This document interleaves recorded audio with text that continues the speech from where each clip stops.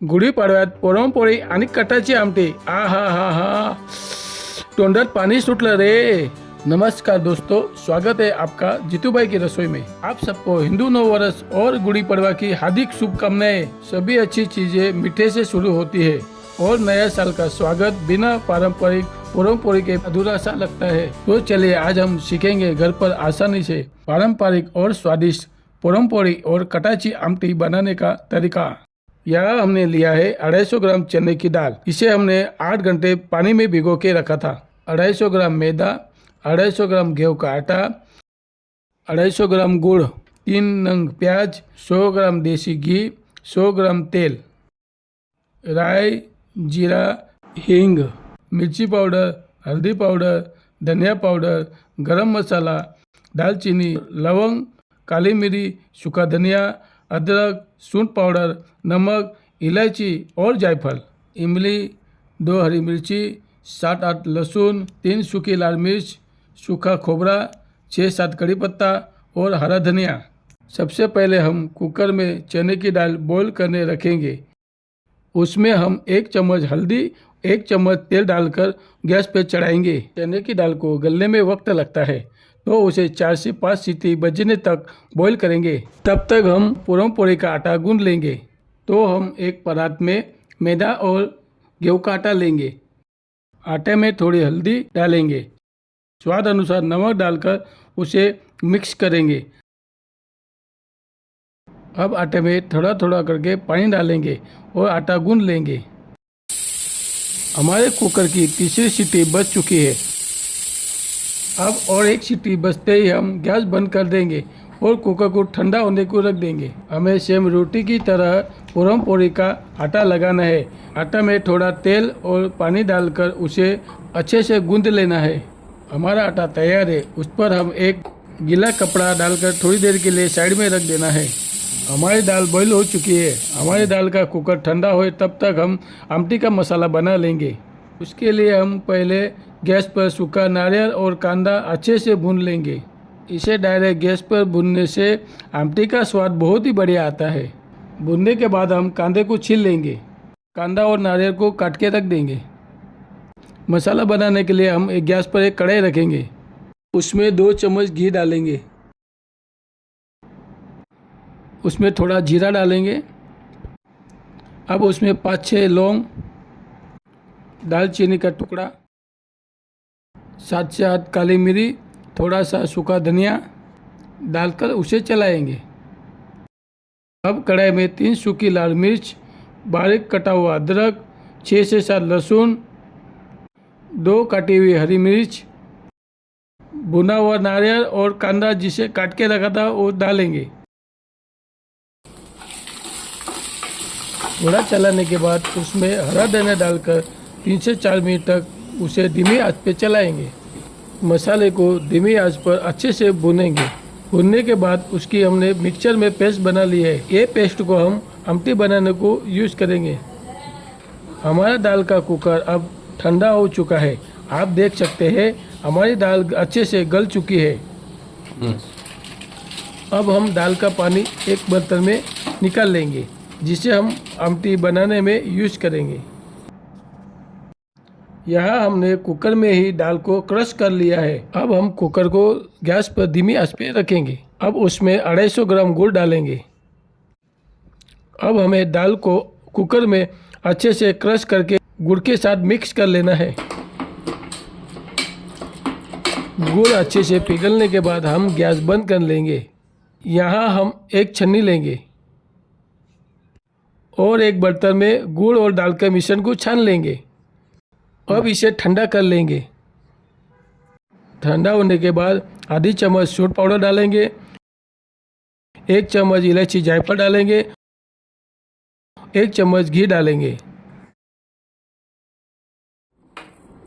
घी डालकर पूरन को अच्छे से मिक्स कर लेंगे। अब हमारा पुरणपोळी का पूरन तैयार हो चुका है। आमटी बनाने के लिए हम गैस पर एक कढ़ाई लेंगे।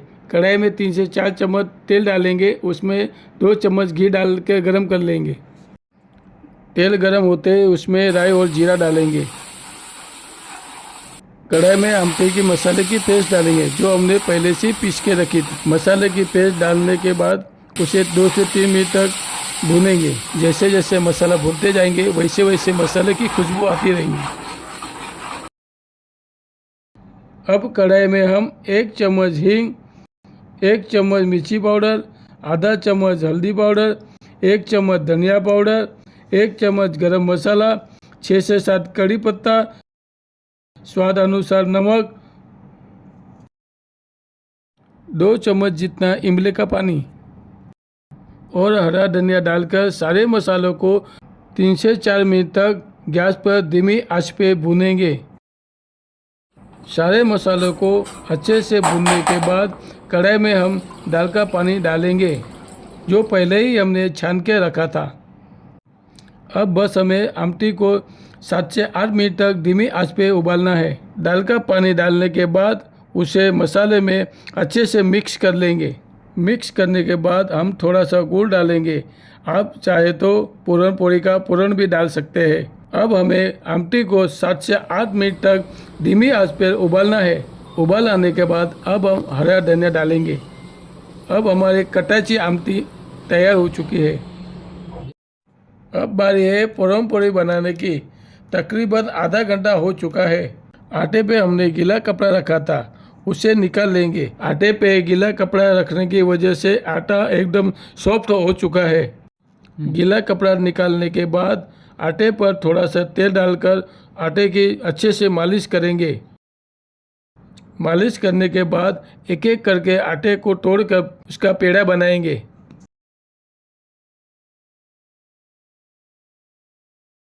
अब हम पूरन पोड़ी का पूरन लेंगे और एक एक करके पूरन के लड्डू बना लेंगे।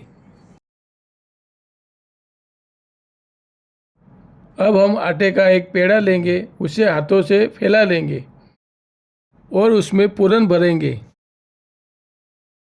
जैसे हम आलू परोठा बनाते हैं सेम उसी तरह हमें पूरन पोड़ी का पूरन भरना है और उसे चारों तरफ से पैक करना है। यहाँ जो हमारा पूरन पोड़ी का गोला तैयार हुआ है उस पर हम सूखा आटा लगाकर परोठे की तरह लाटेंगे। इसे हमें पतला लाटना है। अब हमें पूरन पोड़ी को तवे पे सेकना है। तवे पर एक साइड पूरन पोड़ी को थोड़ा सेकने के बाद उसे पलट लेना है। पलटने के बाद पूरन पोड़ी को दोनों साइड से घी लगाकर सेक लेंगे। आप देख सकते हैं कि हमारी पूरन पोड़ी मस्त फूल चुकी है। तो इसी तरह हम सभी पूरन पोड़ी को एक एक करके बना लेंगे।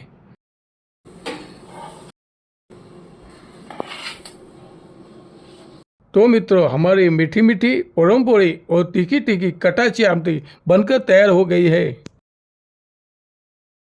तो अब हम पूरन पोड़ी और आमटी को एक प्लेट में केसर वाला दूध और घी के साथ सर्व कर लेंगे। मित्रों, आज का यह शुभ दिन महाराष्ट्र में गुड़ी पड़वा और आंध्र प्रदेश, तेलंगाना और कर्नाटक में उगाड़ी के रूप से धूमधाम से मनाया जाता है। इस खास मौके पर बनाई जाने वाली पारंपरिक मिठाई पूरन पोड़ी का स्वाद ही त्योहार की रौनक बढ़ाता है। दोस्तों, इस महाराष्ट्र पूरन पोड़ी को कर्नाटक में ओबट्टू, आंध्र प्रदेश में बोबट्टू और गुजरात में वेडवी कहा जाता है। गुजराती पूरन पोड़ी और महाराष्ट्र पूरन पोड़ी में सिर्फ एक ही फर्क है। गुजरात में पूरन पोड़ी उड़द की दाल से बनाया जाता है, महाराष्ट्र में पूरन पोड़ी चना की दाल से बनाया जाता है। तो दोस्तों, हमारी ये महाराष्ट्र पारंपरिक व्यंजन की रेसिपी कैसी लगी आप सबको हमें कमेंट करके जरूर बताएं। आपको हमारा ये वीडियो पसंद आया हो तो इसे लाइक और हमारे इस चैनल को सब्सक्राइब कीजिए। धन्यवाद। कशी वाटली पुरणपोळी? खूप छान।